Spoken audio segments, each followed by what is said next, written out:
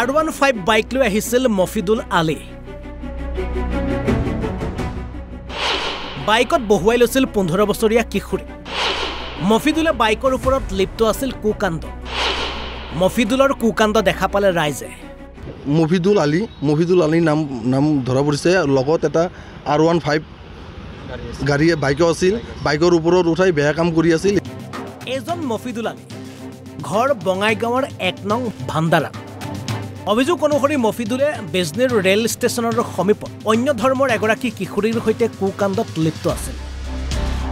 দুই এজনে মফিদুলৰ কুকাণ্ড দেখি ফোন কৰে বজৰং দলক, কিন্তু বজৰং দল আহি পোৱাৰ পূৰ্বে মফিদুলক উত্তম মধ্যম সোধাই ৰাইজে।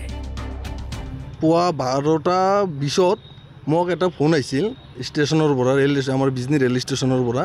তো মই বাজাৰত আছিলোঁ, তাক মোক কৈ আছে যে দাদা এনেকৈ কথা যে ভাণ্ডাৰাৰ এক লাভ জেহাদীয়ে এটা হিন্দু বৰ্মন মেয়ে এটা ছোৱালীক ধৰি আনি বেয়া কাম কৰি আছে। ৰাষ্ট্ৰীয় বজৰং দলক জনাইছে।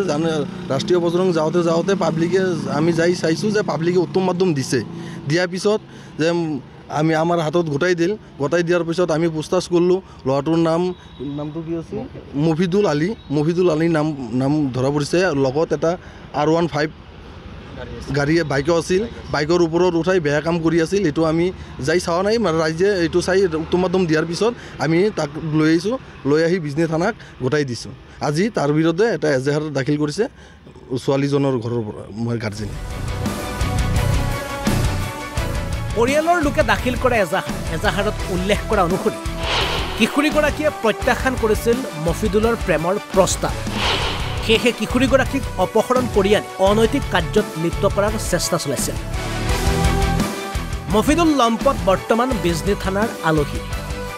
আমিতো এই লাভ জেহাদ যিটো বস্তুটো লৈ ঘটনাটো লৈ যিটো ভাবি আছোঁ, এইটো একচুৱেলি টাউনৰ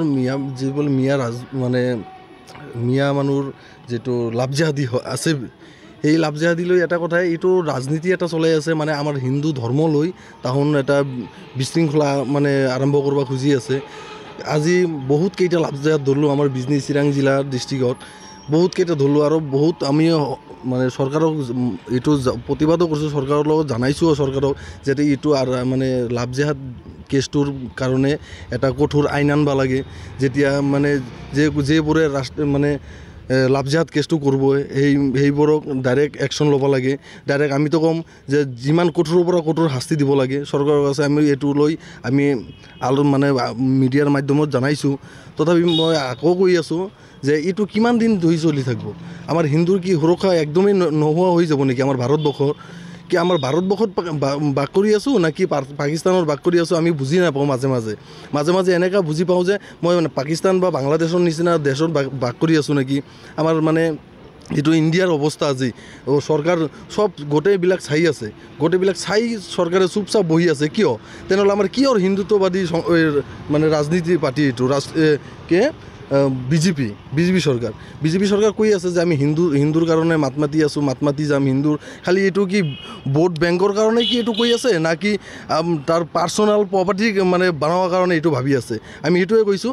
আমি নেক্সট টাইম কৈ আছোঁ, যদি চৰকাৰে এইটোৰ ওপৰত পদক্ষেপ নলয় তেনেহ'লে আমি ৰাষ্ট্ৰীয় বজৰং দলৰ পৰা কৈছোঁ, ৰাষ্ট্ৰীয় বজৰং দলে কি কৰিব লাগে, লাভ জেহাদ কেছটো কেনেকৈ বন্ধ কৰিব লাগে এইটো ভালকৈ জানে। চৰকাৰে যদি নাপায় চেলেণ্ডাৰ কৰি দিলে হ'ল, ৰাষ্ট্ৰীয় বজৰং দলৰ হাতত কেছটো ঘটাই দিলে হ'ল।